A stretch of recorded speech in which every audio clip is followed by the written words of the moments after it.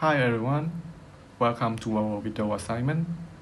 Today my partner and I are diving deep into the Linux operating system to explain a fundamental concept in system administration, the Linux CPU matrix. Or we can spell it as Linux CPU matrix. Yeah, okay. So, if you have ever noticed a system lagging, slow, you can just look at a single CPU percentage number and call it a day. It isn't about the single CPU. You need to know that Linux actually break down CPU activity into very specific states, so you can pinpoint exactly why a system is struggling. I'm going to break down what those core metrics means, and then my partner will take over to show you on how to find them lie in a real Linux system. So, when you look under the hood of Linux, the 100% of a CPU time is divided into specific buckets. There are 4 major ones you need to know. 4 major that you need to know. The first one is the user spacetime. So what is the user spacetime? This is the percentage of the CPU what that's spent running for standard application. So if you're running a Java program, a Python script, or rendering something, that activity show up here. I just say it such as Python,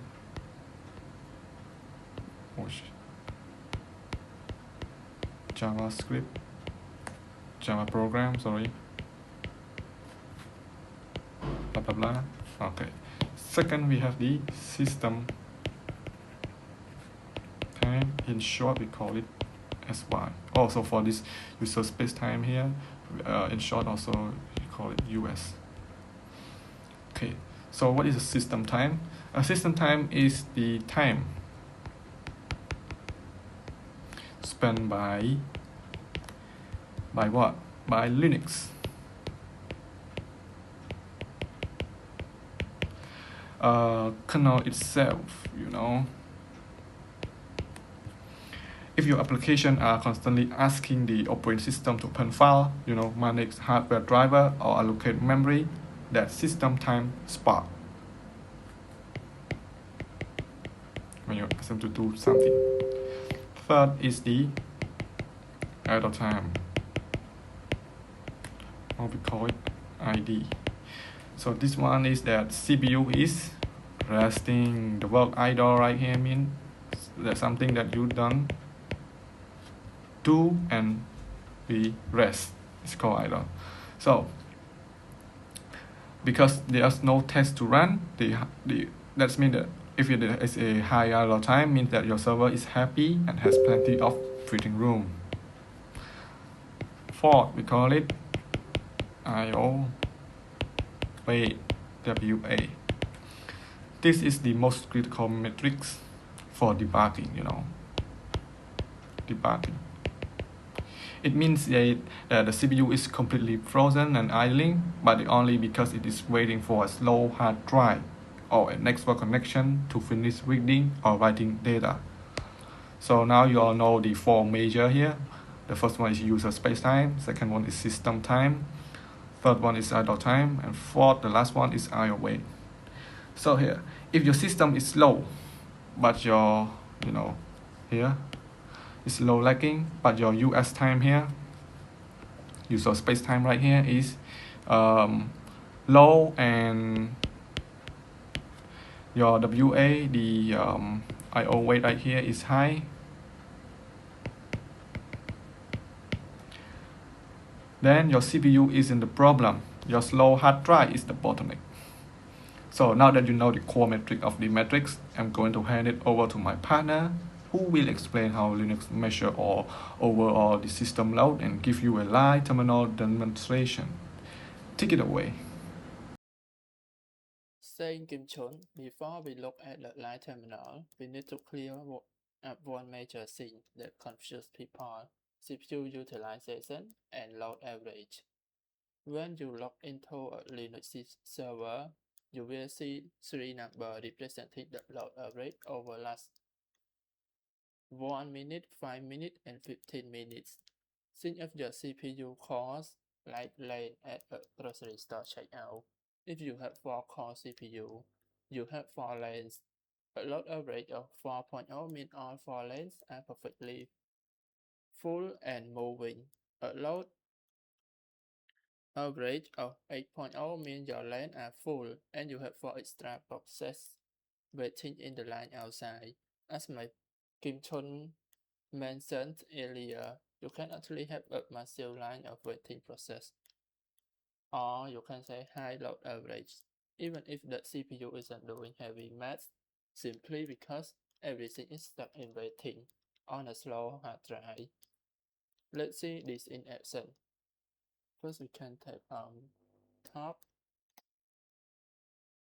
Here you can see as I have opened my Linux terminal, the absolute classic tool.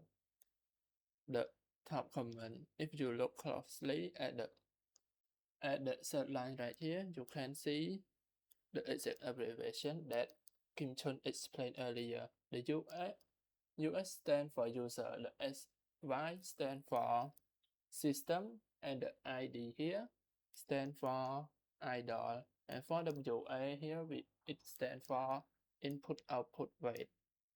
Right now, my computer isn't doing much, so you can see the idle percentage is very high.